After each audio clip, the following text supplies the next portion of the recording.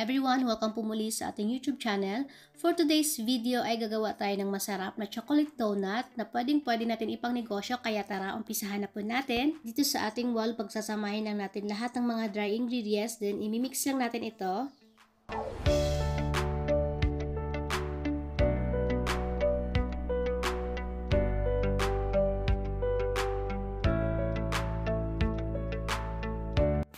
Maglagay lang tayo ng well sa gitna at ilagay na natin yung egg at saka yung ating chocolate flavoring. Ito yung brand na ginamit ko dito, guys. Pero pwede naman kahit wala, gawin nyo na lang 10 grams yung inyong cocoa powder dito. Then nilagay ko na rin yung ating water. Ayan, pakonti-konti lang muna yung ilagay natin para matansya natin yung magiging texture ng ating dough. All-purpose flour pala yung ginamit ko dito, guys. Kung bread flour naman yung gagamitin nyo, ang bread flour kasi matakaw sa tubig, kaya kung kinakailangan kayo mag-add ng water, ayan, mag-add lang kayo ng mga 1 tablespoon at a time hanggang sa mabuo lang yung inyong dough. Nakaraan pa pala tong video na ito, guys. Ngayon ko lang siya na-edit. Pwede kayong gumamit dito ng stand mixer, pero 2 cup lang naman yung flour to, guys. Kaya ang ginamit ko dito ay hand mixer. Ayan, minasa ko lang muna ito hanggang sa wala na akong nakikitang dry flour bago ko siya ginamitan ng hand mixer.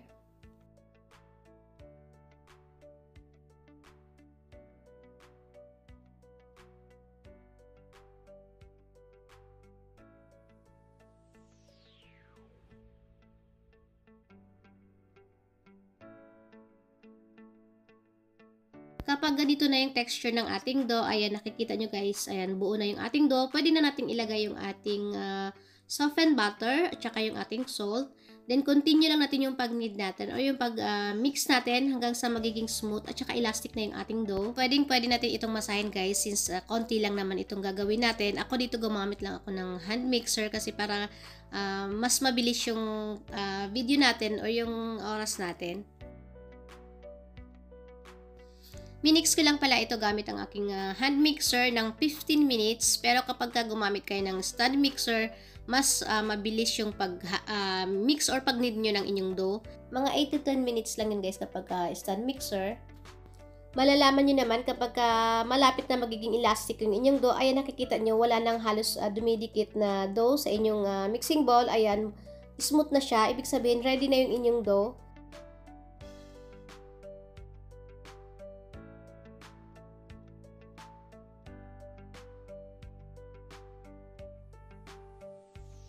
Pwede na natin gawin yung window pane test. Pero bago kayo mag-window pane test, guys, maglagay lang kayo ng konting oil sa inyong kamay para hindi siya dumikit. Napakalambot itong dough na ito. Dito pa lang, guys, malalaman na natin kung gaano kalambot yung magiging kalabasan ng ating donut. Kasi yung dough pa lang, ayan, napakalambot na niya at napaka-smooth niya.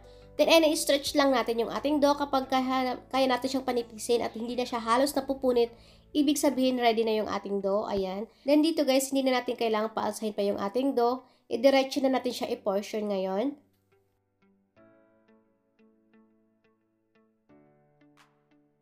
Hinati ko lang siya sa parehong size or 40 grams ang bawat isa. Pwede nyong lakihan. Ito sa akin, guys, medyo maliit lang ito kasi pang bahay lang naman ito. Kung pang negosyo nyo, pwede nyong medyo lakihan.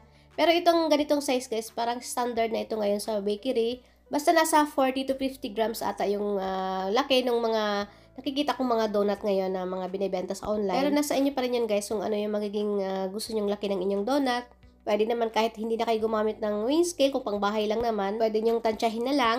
Pagkatapos nating i-portion yung ating dough, bibilugin lang natin siya ngayon hanggang sa magiging smooth na siya. Then siguraduhin natin yung likod, guys, ayan, nakasealed siya.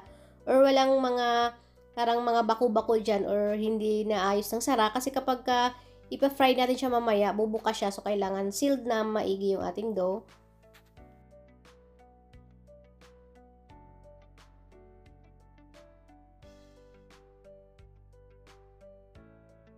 Pagkatapos pala natin siyang bilugin, i-coat lang natin siya ngayon ng flour. Kahit yung ilalim lang muna, guys, para hindi siya dumikit dun sa ating paglalagyan. Kasi since sobrang lambot na nitong dough na ito, kailangan natin siyang lagyan ng flour para hindi tayo mahirapan mamaya. Then after nito, guys, tatakpan lang natin ito ng cling wrap. Then arrest na natin ito ng 15 minutes lang bago natin siya i-shape or i-flatten mamaya. After 15 minutes, kukunin lang natin yung una nating nabilog na dough. Then mag-sprinkle lang tayo ulit ng flour sa ibabaw. Then ako dito gumamit ako dito ng donut molder. Ayan, ito yung size niya. Parang nasa 8 cm ata ito. Ilalagay ko yung link dito sa Shopee guys kung gusto niyo mag-purchase. Ayan, then lagyan lang din natin ng flour yung pangtakip niya. Then ito yung pang shape natin or yung pang mold natin dito sa ating donut. Pero kung wala naman kayo nito, wala namang problema guys. Papakita ko mamaya kung ano yung pwede nyong ibang gamitin.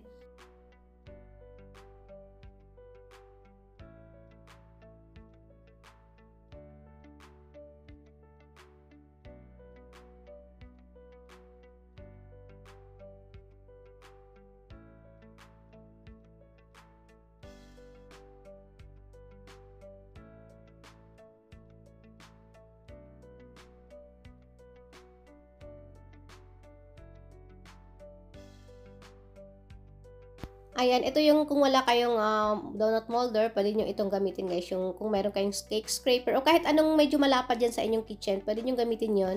Mag-dust lang kayo para hindi siya dumikit. Then ayan, meron na rin kayong magandang shape na donut. Repeat lang natin tong procedure na ito hanggang sa matapos na natin i-shape lahat ng ating donut.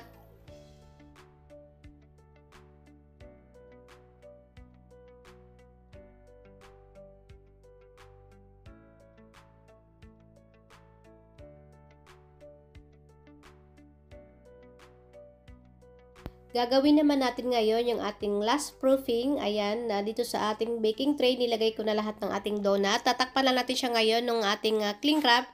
Then, arrest na natin ito ng mga 1 hour or hanggang sa magdoble lang siya ng size, guys. Dito kasi malamig na dito ngayon sa area ko, kaya inabot siya ng 1.5 hours. At kapag nakikita nyo nasa 80% na yung alsa ng inyong dough or ng inyong donut, pwede na kayo magpainit ng mantika ngayon dito sa ating kawali.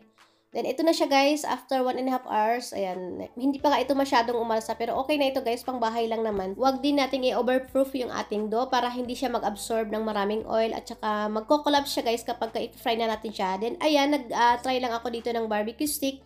Ita-try natin kung pwede na yung ating oil. Ayan, kapag nagbabos na yung dulo ng ating barbecue stick, ibig sabihin ready na yung ating oil. Kung meron naman kayong thermometer or kaya hindi thermometer guys, pwede nyo i-check yung inyong oil para hindi masunog yung ating donut. Basta nasa 170 to 180 degrees Celsius yung init ng ating oil. Basta medium heat lang yung gagamitin natin dito. Huwag po natin lakasan yung ating apoy. Then, ayan, ipa-fry lang natin yung ating donut. Bali 2 minutes kada side ng ating donut. At kailangan enough din yung ating oil kapag ipa-fry natin siya. Kasi ito nga guys, kulang pa 1 liter lang ito. Dapat mga 2 liters ito. Pero okay lang kasi non-stick naman yung ating kawali dito. Hindi naman siya ganun kainit. Kasi kapag konti lang yung ating oil, mas malapit yung donut natin doon sa pinaka-bottom part ng ating kawali. So mas mainit yun. Kaya mas madali siyang masunog. Pipirituhin na natin ngayon lahat ng ating donut. Then ilagay na natin siya dito sa ating cooling rack. Or pwede kayong gumamit ng kitchen towel or tissue towel para hindi niya ma-absorb yung oil. Ito na lahat yung ating na-fry na donut. Dito sa recipe na ito, makakagawa tayo dito ng 12 pieces or 1 dozen na donut. And ayun guys, papakita ko lang sa inyo kung gaano kalambot at soft yung ating chocolate donut. Gagamit lang tayo dito ngayon ng barbecue stick para tusukin yung gilid ng ating dough para lalagyan natin ng chocolate filling.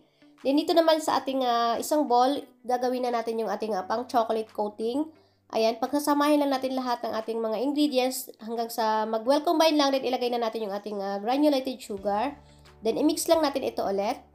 Then, set aside lang muna natin ito. Ito naman yung ating pangpalaman dito sa ating donut. Ito yung sobra natin nakaraan guys, yung gumawa tayo ng tiramisu cake. Ito yung ating chocolate cremo. Ayan, ilalagay ko yung link nito, yung procedure niya. Then, yung gagawin nyo guys, hatiin nyo lang yung recipe para magkasya sa dito sa ating isang dosenang donut. Napakaganda nung consistency dito guys. Pwede nyo itong pang filling sa inyong cakes or pwede nyo rin siyang pang icing sa inyong cupcakes.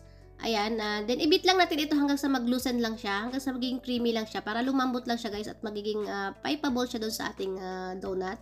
Then, nilagay ko lang siya dito sa ating piping bag para mas mabilis yung pag-pipe natin. Bago natin lagyan ng filling yung ating donut, ayan, i-coat muna natin siya guys, yung ginawa natin kaninang cocoa powder mixture. Ayan, para hindi messy kapag kasi unahin natin yung filling, magiging messy na siya guys kapag ihuli natin yung pag-coat natin.